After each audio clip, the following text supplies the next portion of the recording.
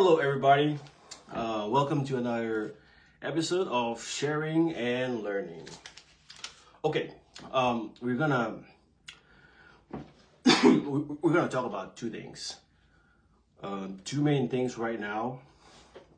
I think it's very important, especially with everything going on right now. I'd like to get it out of the way. Two main things. Number one is let's talk about Trump's new immigration campaign and how it affects us. That's number one. And number two, let's talk about what the real ID is, or what is this real ID, and maybe just a few things to know about it. So again, two main things is that we will talk about is the Trump's immigration policies and how it affects us, citizens, or COFA citizens, if you're from Marshall Islands, FSM, or Palau, or maybe other Pacific Island nations.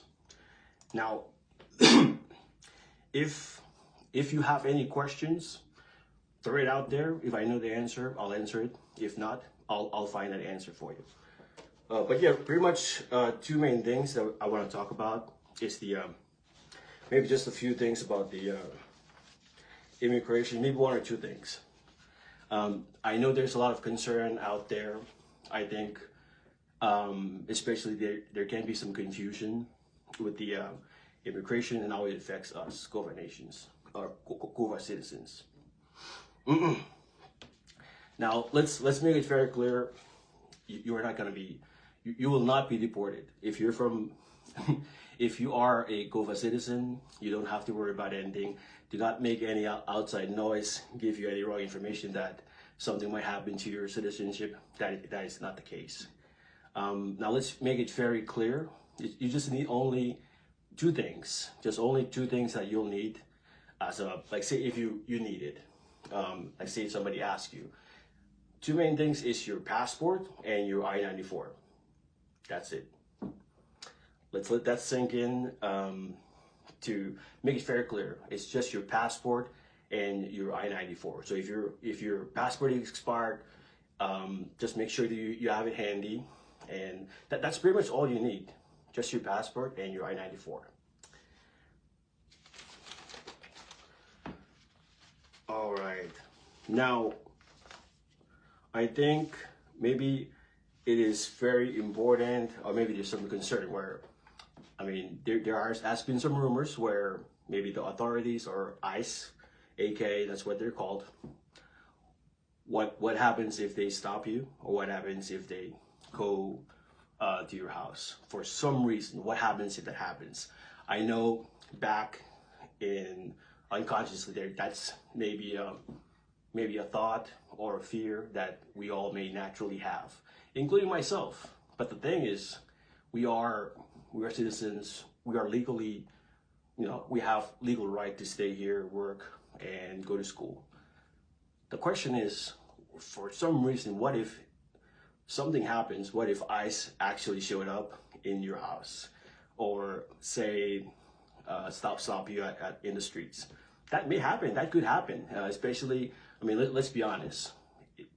It is inevitable where racial profiling may happen. It can happen. So I think it's also very important just to kind of talk about it. Maybe let's talk about that scenario. Say if they do show up at your house, and what to do. I've actually did a little research, and I want to talk about a few things that I wanted to share. But say again, even though if you legally are supposed to live in the U.S., all you need is just your passport and your I-94, and you are good. You are golden. But say for some reason, ICE shows up at your house. What to do? There's six things I think it is important to know, and let's talk about it.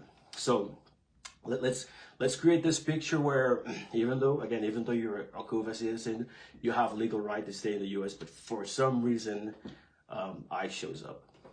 Now, 6 things. The first thing I want to talk about is, say I shows up at your door. Number one, you don't have to let them in. You do not have to let them in right away. That's number one. Number two, you have to ask them to identify themselves. Again, number one is you don't immediately have to have them let them in. Number two is you have to ask them to identify themselves. Let's see here. Now, say if they do identify themselves and they say, "Hey, I'm Isaac," or "I'm the," we want to ask some questions. The third thing you wanna know is, or ask them is, do you have a warrant and is it signed by a judge? That's number three. Now, and then say if they do have a warrant, remember they have to have a warrant and it has to be signed by a judge. If it's not signed by a judge, they cannot enter your premises or your house. Number four, the fourth thing to know is, say if they actually do, you want to ask them to slide the document or slide the warrant under your door. I know some of you are like, why are we talking about this? We're illegal. I know, but I just want to talk about it. Now, the fifth thing to know in this scenario, if for some reason it happens, you actually, first, the fifth thing to know is once they do, if they enter your premises without your permission, you don't really want to say anything. You can remain in silence, or maybe I've actually created a statement. I did my research here where all you can say is, I do not consent to your entry or to your search of the premises. I am exercising my right to remain silent, and I wish to speak with a lawyer as soon as possible. That's how you can say it. Now, the sixth thing to know is the last thing. Do not sign anything. Do not sign anything until you speak to a lawyer. So those are just the 6 things to know in case for some reason you are visited by ICE or the authorities to do something. Hopefully it's clear. If you have any questions, put it in the comments. I may not be able to answer it right now, but I can answer it later on. All right. And hey, thanks guys for joining me. Again, if you have any questions or if you want to talk about something, leave it in the comments. Let's talk about it. If I don't know the answer, we'll all find out together. Second thing I want to talk about is, I think some of you have some questions on there, on our group. I think there's a few points where I would like to make it very clear. And then I think it's just good to make it clear about real ID, what the real ID is. So what is real ID? So basically a real ID is just another form of your driver license or your state ID. I've written down about 6 things that are important maybe to know, that may be different or unique to us COFA citizens to know about it. But yeah, let's go ahead and talk about what is a real ID. Again, a real ID, I've written down 6 things. A real ID is you're gonna actually use a real ID to port a domestic flight. Say you can use it to travel in the U.S., but you cannot use it internationally. That's one of the things to know about a real ID.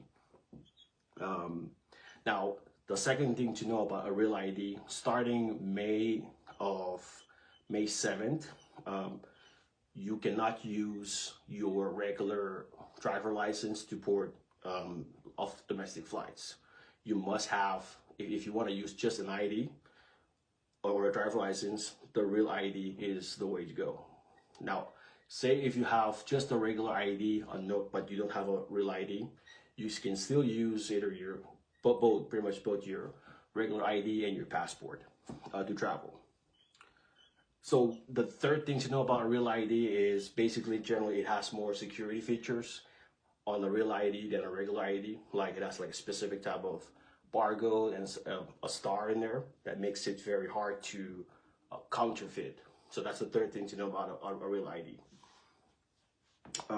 Now, the fourth thing to know, very important about real ID, that does relate to us and may also bring a lot of confusion for GOVA nations, and that is you do not have to have a real ID to work or live or go to school in the US. You do not have to have it. As if you have just a regular ID, that's fine. Okay, that's the fourth thing I really want to just kind of point out, make it very clear, is you do not have to have a real ID by May 7th. Okay. Very important to know. Now, for a real ID, you cannot use to travel internationally. You can only use it to travel with it domestically. That's pretty much it. That's pretty much it. I want to talk about to kind of make it a little bit more clear, because I feel like there were some questions about these two main things. Again, immigration. I know it can be kind of scary right now out there with Trump's new immigration. There's a lot of news about deportation and all that, and we can be very. I know, even though we're legally here in the U.S., it can be. We can be within the middle of the conflict there, especially if there's some racial profile there. Now I know that's the reason why I try to bring up what to do, the 6 things to know, if it does happen. 98% of the time, I feel like it shouldn't happen unless you did something really wrong. Just stay out of trouble. Just do the common sense thing out there. But again, just to be prepared. Just make sure you have your I-94 and your passport, and you're golden. You're good to go. You're free to work and live here. So nothing to worry about. Second thing that I was talking about is the real ID. Again, I did brought about 5 things about it. I will make this video. Just stay on this group page. So if you want to reference it, if I miss any questions in there, or you guys just ask, I'll come back to it and I'll just say I'll respond to it. If I don't know the answer, I'll find out for all of us. Hey guys, thank you so much for watching, and I'll see you guys soon.